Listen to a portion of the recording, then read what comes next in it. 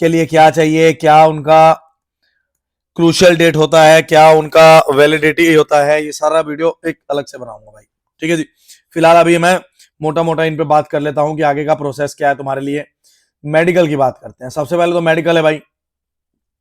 तो मेडिकल के बारे में एक बात ध्यान रखो भाई, तुम फिट हो, तुम अच्छे हो भाई, अगर तुम लिख पा रहे हो, देख पा रहे हो, सुन पा रहे हो, तुम फिट हो।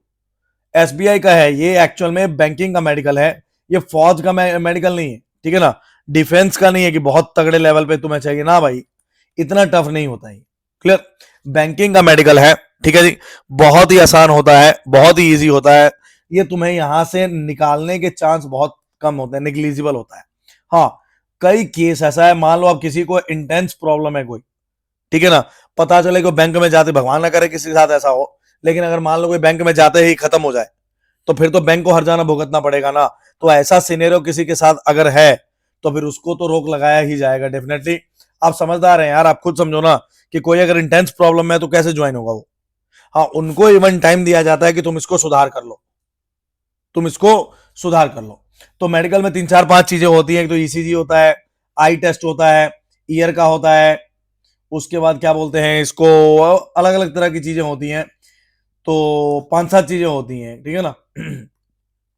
एवरीथिंग, मतलब जो भी है नॉर्मल में तुम्हें वो चेक करते हैं अच्छे से। दूसरी बात, मैं फिर से बोलूंगा, तुम्हारे अगर अंदर डर है कि मेडिकल में कहीं रिजेक्ट ना हो जाए, तो कुछ नहीं होगा भाई, मत डरो। अगर तुम ठीक से देख रहे हो, बैठ रहे हो, उठ रहे हो, सारी चीजें हैं ठीक हैं, तो फिर डन है भाई, तुम्हें डरने की कोई भी जरूरत नहीं है। क्लियर। उसके बाद मेडिकल में एक और चीज होती है, मेल आता है। कई बार क्या होता है, ये कई बार की बात बता रहा हूं। कई बार ऐसा होता है कि मेडिकल हमें खुद कराना होता है, मेडिकल हमें खुद कराना होता है, अपने एरिया के एसएमओ से अटेस्ट कराना होता है उसको, ठीक है ना। उसके लिए तुम्हारे डीबी मेल में जो तुम्हारे एरिया के सर्जन वगैरह होते हैं, जो भी है, उनका कॉन्टेक्ट नंबर और उनका डिटेल वगैरह दिया होता है, वो लैब का डिटेल दिया होता है कि तुम यहां से करवा के आना, सारी चीजें क्लियर।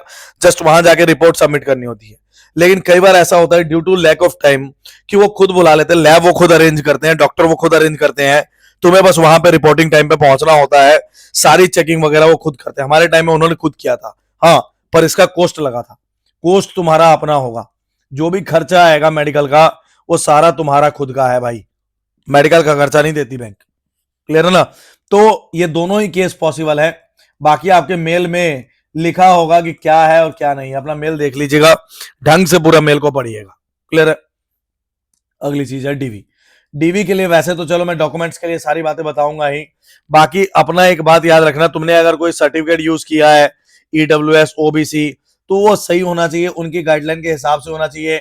उसमें valid for financial, valid for, यही होता है ना, वैलिड फॉर होता है, फाइनेंशियल ईयर होता है, ये 2 4 चीजें हैं। अब ओबीसी वगैरह में क्रीमी लेयर का कंसेप्ट होता है।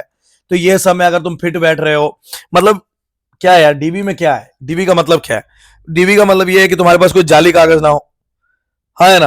अगर तुम्हारे सारे डॉक्यूमेंट बिल्कुल सही है, तो तुम्हें डरने की क्या बात है। अगर तुमने 10th में जो भरा है वही कागज तुम्हारे पास है, तो परेशान होने की तो जरूरत ही नहीं है, हाँ है ना।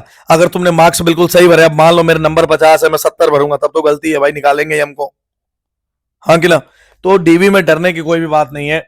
जो भी तुमने वहां पे फिल किया होगा, अगर वो सारे डॉक्यूमेंट सही हैं, अगर वो सारे डॉक्यूमेंट सही हैं, तो 1% भी घबराने की जरूरत नहीं है। वहां पे जो बंदे तुम्हारा डॉक्यूमेंट चेक करेंगे भाई, हद से ज्यादा कोऑपरेटिव बंदे होंगे वो। जो डॉक्यूमेंट को चेक करने वाले चेकर होते हैं ना, बहुत ही नाइस बंदे होते हैं यार, बहुत ही बढ़िया बंदे होते हैं, पूरा कॉपरेट करेंगे। अगर तुम्हारे पास कोई चीज नहीं है, वो बोलेंगे मैं 5 मिनट दे रहा हूं, 10 मिनट दे रहा हूं, मतलब वो प्रोड्यूस तुम्हें पूरा मौका। देखो यार, तुमने प्री निकाल लिया, मेंस निकाल लिया, तुम्हारा लिस्ट में नाम आ गया, तो अब क्या चाहते हो तुम। क्लियर है। वो ऐसे तुम्हें नहीं निकाल, जब तक तुम्हारा बहुत बड़ा फॉल्ट ना हो, तब तक तुम्हें नहीं निकाला जाएगा।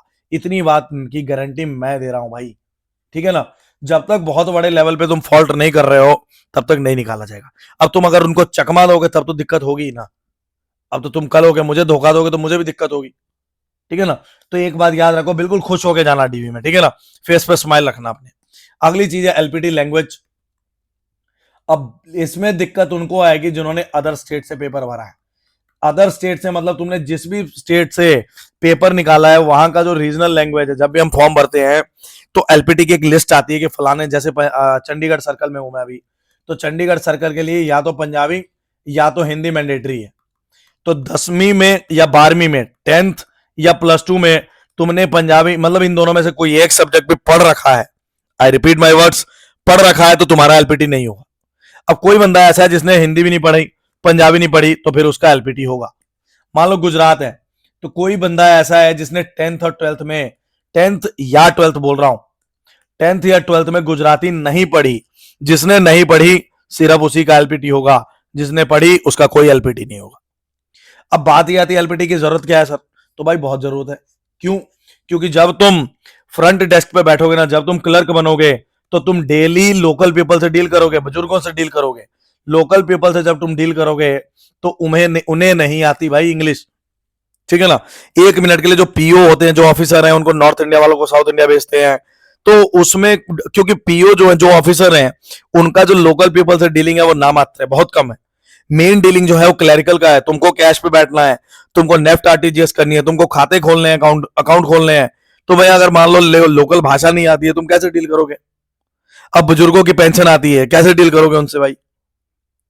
कई बार चेक वगैरह पे पंजाबी में या हिंदी में या गुजराती में भरे होते हैं चेक, तो फिर कैसे डील करोगे बताओ तुम, ठीक है ना। तो एलपीटी आना, एलपीटी पास करना जरूरी है। कोई अगर एलपीटी में फेल हो गया तो भाई सिलेक्शन नहीं है फिर, समझ गए ना, गड़बड़ तो नहीं, दिक्कत तो नहीं ना। अगली चीज है ट्रेनिंग। भाई ये एक बहुत ही इंपॉर्टेंट एस्पेक्ट है ट्रेनिंग। दो तरह की चीजें होती हैं, एक एसबीआई में ही बोल रहा हूं भाई, अदर की तो मैं बात नहीं कर रहा। अदर वाले तो ट्रेनिंग पहले कराते हैं, बाद में ज्वाइन कराते हैं, लेकिन एसबीआई का मतलब सरप्राइजिंग बैंक ऑफ इंडिया, ये थोड़ा सा हटके है। सरप्राइजिंग बैंक ऑफ इंडिया बोलता हूं मैं इसको, ये हमेशा सरप्राइज करता है एस्पायरेंट्स को। तो इसमें थोड़ा सा क्या होता है, दो तरह की चीजें होती है। एक, ट्रेनिंग जो है ज्वाइनिंग से पहले भी हो सकती है, बिफोर भी और आफ्टर भी। हमारे टाइम में जो हुआ था, पहले ज्वाइन करा दिया गया था, ज्वाइन कराने के बाद अलग अलग लॉट्स में ट्रेनिंग कराई गई थी, ठीक है ना। मतलब एक साथ सभी को नहीं कराई थी, 5-5, 10-10 करके ट्रेनिंग कराई गई थी हमारे टाइम में। क्लियर? ये इसका एक रीजन ये भी हो सकता है, क्या पता बैंक को जरूरत हो बंदों की, ठीक है ना, स्टाफ की जरूरत हो, तो वो पहले ज्वाइन करा लेते हैं, बाद में ट्रेनिंग करा। ट्रेनिंग वाला फेज बहुत अच्छा है, मैं मानता हूं, लेकिन असली जो चीज सीखोगे ना तुम ब्रांच में, जब तुम कुर्सी पे बैठोगे तभी तुम्हें सीखने को मिलेगा। क्लियर है जी? कई बार क्या होता है, एसबीआई की ही बात कर रहा हूं, कई बार क्या होता है, पहले सबकी ट्रेनिंग हो जाती है, बाद में उन्हें ज्वाइनिंग की दी जाती है, ब्रांच बाद में एलोकेट होता है। क्लियर है ना। तो ये दोनों चीजें एसबीआई में हुई हैं। अभी इस बार का पता नहीं क्या होने वाला है। हमारे टाइम में तो बाद में ट्रेनिंग हुई थी, और वो भी ट्रेनिंग सबकी एक साथ नहीं हुई थी, 5-5, 10-10 के लॉट्स बना के ट्रेनिंग कराई गई थी, ठीक है जी। क्लियर? दोनों के लिए आप तैयार रहें, दोनों होगा। आपको क्या यार, तुमको तो काम करने से मतलब है ना, कल होके तुम्हें खाते खोलने हैं, एनपीए वगैरह देखने हैं, अकाउंट देखने हैं, तो ये ठीक है ना भाई, तुमको काम करने से मतलब है, काम सीखने से मतलब है। अब तुम सोचोगे कि मैं खेलने कूदने की उम्र, ऐसा नहीं है भाई, ठीक है ना।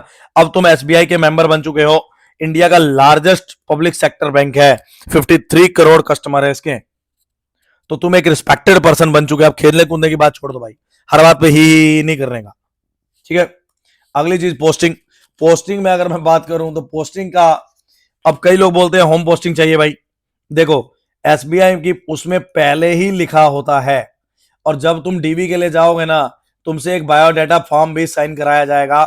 उसमें ये अंडरटेकिंग होगा कि कल होके मुझे कहीं भी पोस्टिंग कराया जाए, मैं पोस्टिंग के लिए राजी हूं। कल होके कहीं भी भेजा जाए, मैं राजी हूं भाई, ठीक है। दूसरी बात, अगर मैं आज से 5-7 दिन पहले की बात करूं, तुम्हारे हाथ में नौकरी नहीं थी, आज से 5-7 दिन पहले तुम बेरोजगार थे, नौकरी नहीं थी तुम्हारे पास, तुम चाह रहे थे कि मेरे को नागालैंड भी भेज देंगे, मैं जाऊंगा या जाऊंगी, लेकिन आज तुम्हारे हाथ में नौकरी आ गई। अब तुम्हारे अंदर लालच जाग गया कि मेरे घर के 1 किलोमीटर दूर पे जो ब्रांच है मुझे वहीं मिल जाए। ऐसा नहीं होता है भाई, तुम्हें हर बात के लिए रेडी रहना है। अगर मान लो लोकल ब्रांच मिल भी गई, तो प्रमोशन जब लोगे तब तो दूर भेजेंगे ही, ठीक है ना। तो पोस्टिंग जो है वो डीवी होगी, डीवी के बाद तुम्हें जो भी तुम्हारा ये जब जिस भी स्टेट से भरा है, स्टेट कैपिटल को बोलते हैं। इसमें होता क्या है एक्चुअल में, जो कैपिटल सिटी है वो एलएचओ होता है, लोकल हेड ऑफिस, उसके नीचे एओ होते हैं। जैसे मैं पंजाब की बात करूं तो चंडीगढ़ एलओचओ है, इसमें पंजाब रीजन में 2 एओ है, एक मोहाली और एक लुधियाना, ठीक है ना। तो एओ एओ के नीचे होते हैं आरबीओ, ठीक है ना। आरबीओ होता है, उसके नीचे होती हैं ब्रांचेस, ऐसा एक हायरार्की है, ठीक है। तो तुम्हारा जो डीवी होगा, एलएचओ को कोई मतलब नहीं, एलएचओ होता है, एलएचओ का कोई मतलब नहीं है, एलएचएस लिख दिया। एओ में जाके तुम्हारा डीवी होगा, एडमिनिस्ट्रेटिव ऑफिस में तुम्हारा डीवी होगा। जहां पे तुम्हारा डीवी होगा सारी चीजें होंगी, वेलकम किट वगैरह दी जाएगी, फोटोज वगैरह, बड़ा अच्छा मोमेंट होता है यार। वहां से तुम्हें एक लेटर दिया जाएगा कि आरबीओ को जाकर रिपोर्ट करो। उसमें आरबीओ, जो भी आरबीओ तुम्हें अलॉट होगा, क्लियर, उस आरबीओ में जाके तुम्हें रिपोर्ट करना होगा। फिर तुम्हारा सारा 1-2 दिन का प्रोसेस आरबीओ में होगा। यहां जब आरबीओ में पहुंचोगे तो यहां पे तुम्हें ब्रांचेस अलोकेट की जाएंगी, यहां पे ब्रांचेस अलोकेट की जाएंगी। यहां से अगले दिन जाके तुम्हें अपनी ब्रांच में रिपोर्ट करना होता है। ये एक प्रॉपर हायरार्की है भाई, ठीक है ना। दूसरी बात बता दूं, एसबीआई की एक अच्छी बात है भाई, एसबीआई की अच्छी बात ये है कि ये लोग पूरा, एक अच्छी बात ये है सबसे पहली बात कि ज्यादा रिमोट एरिया में इसका कोई भी ब्रांच नहीं है, क्लियर। तकरीबन जितने भी एसबीआई के ब्रांचेस होते हैं वो टाउन में होते हैं, सिटी मतलब अच्छे खासे लोकेशन पे होते हैं। ऐसा नहीं है कि दूर दराज गांव है जहां पे ना बस जा रही है ना गाड़ी जा रही है, ऐसा नहीं है भाई, ठीक है ना। अच्छे खासे टाउन में ही एसबीआई की ब्रांचेस है। दूसरी बात यहां से ये है कि भाई तुम्हें कहीं भी पोस्टिंग मिले खुश रहना है सबसे पहले तो। क्यों? अगर तुम पहले से माइंड में ये रख लोगे कि मुझे यही, ये 2 ब्रांचेस है, अगर तुम पहले से माइंड में ये रखोगे कि मुझे यहीं जाना है, कल हो के अगर ये नहीं मिला, तुम यहां गए ना, तुम हमेशा नाखुश रहोगे। तुम्हें हमेशा फील होगा, ये बात बोल रहा हूं, तुम्हें हमेशा फील होगा कि भाई काश मेरे को यहां मिल जाता। अगर मैं अपनी ही बात बताऊं तो जब मैं ब्रांच जाता हूं ना, मान लो घर है ये और ये ब्रांच है, इसके बीच में भी एक ब्रांच पड़ती है एसबीआई की, ये बड़ी ब्रांच है इवन, ठीक है ना। मैं जब यहां से गुजरता हूं तो मुझे ऐसा लगना चाहिए था कि काश यही मिल जाता, लेकिन मुझे ऐसा बिल्कुल भी नहीं लगता। क्यों? क्योंकि मैं पहले से प्रेडिक्टेबल नहीं था भाई। मैं को ये ब्रांच मिली, मैं बिल्कुल खुश हूं भाई, इसी में काम सीख रहा हूं, इसी में काम कर रहा हूं, डेली इसी के सामने से आता भी हूं जाता भी हूं। अपने को इधर से कोई मतलब नहीं है, अपना काम यहां है, अपनी फैमिली यहां है, ठीक है ना, क्लियर। तो पहले से प्रेडिक्शन मत करना कि मेरे को फलानी ब्रांच चाहिए और ढिमकानी, कुछ भी हो जाएगा। और इवन ये मान लो जिला ही दूसरा मिल गया तो क्या कर लोगे तुम, ठीक है ना। अगर मान लो तुम जलंधर के हो, लुधियाना मिल गया तो क्या कर लोगे तुम, फिर बताओ किसको बोलोगे जाके। वो तो बोलेंगे भाई तुमने फॉर्म भरते वक्त बोला था कि मैं कहीं भी जा सकता हूं, ठीक है ना। तो इस बात से परेशान मत होना कि पोस्टिंग कहां मिलेगी, खुश हो जाओ। बाकी जितनी भी बातें हैं धीरे धीरे मैं 1 बाय 1 वीडियो बनाता रहूंगा आपके लिए। अभी के लिए thank you, thanks to everyone. अगर वीडियो अच्छी लगे, यहां तक आप पहुंच ही गए हैं, तो आपसे एक हम्बल रिक्वेस्ट है कि भाई चैनल को सब्सक्राइब जरूर करें और शेयर जरूर करें, ताकि मैं मैक्सिमम टू मैक्सिमम लोगों का फायदा करा सकूं। क्लियर है जी। मिलते हैं अगली वीडियो में डीवी वाली वीडियो के साथ। Thanks to everyone. डीवी की बातें करेंगे पूरी डिटेल में अगली वीडियो में।